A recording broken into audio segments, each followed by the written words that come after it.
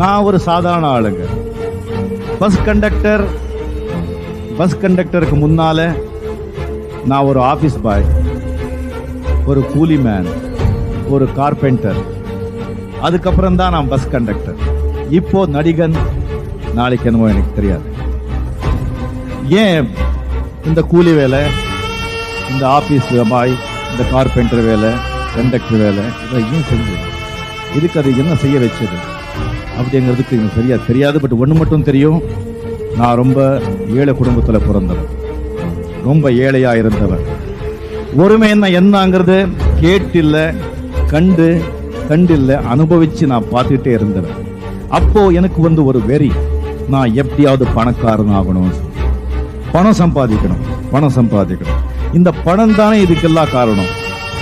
நான் எப்படியாவது பணம் சம்பாதிக்கணும் அப்படின்னு சொல்லி